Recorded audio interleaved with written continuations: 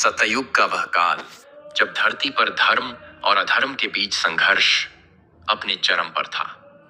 हिरण्यकश्यप, असुरों का राजा, अपनी शक्ति और अहंकार के कारण स्वयं को भगवान मान बैठा था। उसने संकल्प लिया था कि कोई भी व्यक्ति, देवता या असुर उसे पराजित नहीं कर सकता।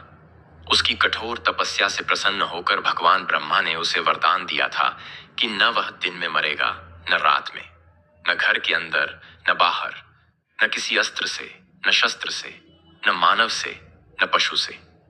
इस वरदान ने उसे और भी अधिक अहंकारी बना दिया। हिरण्यकश्यप ने पूरे राज्य में घोषणा कर दी कि केवल उसकी पूजा होगी। लेकिन उसके ही पुत्र प्रहलाद भगवान विष्णु के परम भक्त थे। बचपन से ही प्रहलाद ने नारद मुनि से भगवान विष्णु की भक्ति का पाठ सीखा था। उनका हृदय विष्णु की भक्ति में समर्पित था।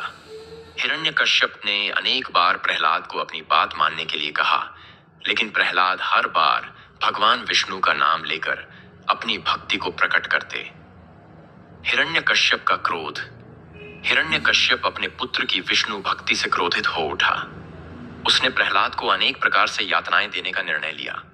उसने प्रहलाद को विष पिलाने की कोशिश की, लेकिन विष्णु कृपा से विष अमृत बन गया। उसे हाथियों के पैरों तले कुचलवाने का प्रयास किया, लेकिन प्रहलाद सुरक्षित रहे। उसे जलती हुई आग में फेंकने का आदेश दिया गया, लेकिन अग्नि भी प्रहलाद को नुकसान नहीं पहुंचा सकी। हर बार प्रहलाद ने भगवान विष्णु की भक्ति के कारण सभी कष्टों से मुक्ति पाई। होलिका का प्रपंच। हिरण्यकश्यप ने अपनी बहन होलिका से सहायता मांगी। होलिका के पास एक ऐसी चादर थी जो उसे आग में जलने से बचा सकती थी। उसने प्रहलाद को अपनी गोद में लेकर आग में बैठने की योजना बनाई, लेकिन भगवान विष्णु की कृपा से वह चादर उड़कर प्रहलाद को ढक लिया और होलिका जलकर भस्म हो गई। भगवान नरसिंह का अवतार।